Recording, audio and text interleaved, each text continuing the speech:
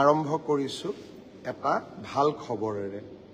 যোৱাকালি বিশ্ববিদ্যালয় অনুদান আয়োগে আমাৰ অসমৰ দুখন ঐতিহ্যমণ্ডিত মহাবিদ্যালয় ভোলানাথ বৰুৱা মহাবিদ্যালয়, যাক আমি ছুটি কৰি বি বৰুৱা কলেজ বুলি কওঁ গুৱাহাটী, আৰু BN কলেজ ধুবুৰী, এই দুইখন মহাবিদ্যালয়ত স্বায়ত্তশাসিত মহাবিদ্যালয়ৰ মৰ্যাদা প্ৰদান কৰিছে।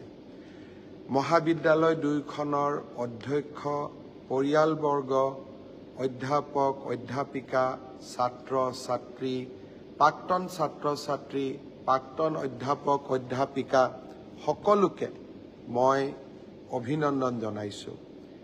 এয়া এক প্ৰাপ্তিৰ মুহূৰ্ত, আৰু এই প্ৰাপ্তিৰ মুহূৰ্তত মই দুইখন মহাবিদ্যালয়লৈ অসম চৰকাৰৰ হৈ উষ্ণ অভিনন্দন জনাইছোঁ। মই বিশ্বাস কৰোঁ অসমৰ ৰাইজেও এই সাফল্যত আনন্দিত হৈছে। অসম লাহে লাহে সকলো ফালতে আগবাঢ়িছে। এই দুইখন মহাবিদ্যালয়ৰ সফলতাই আকাশ চুব পৰা এখন অসমৰ সাফল্যৰ কথা আকৌ এবাৰ সোঁৱৰাই দিলে। আপোনালোকে জানি ভাল পাব যে এতিয়া লাহে লাহে অসমত স্বায়ত্তশাসিত মহাবিদ্যালয়ৰ সংখ্যা কেইবাখনলৈ বৃদ্ধি পালে।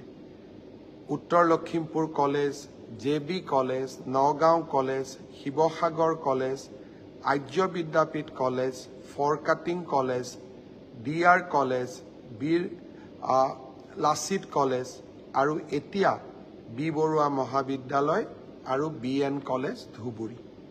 মই আশা কৰোঁ শৈক্ষিক উত্তৰণৰ এই যাত্ৰা নিশ্চয় অব্যাহত থাকিব।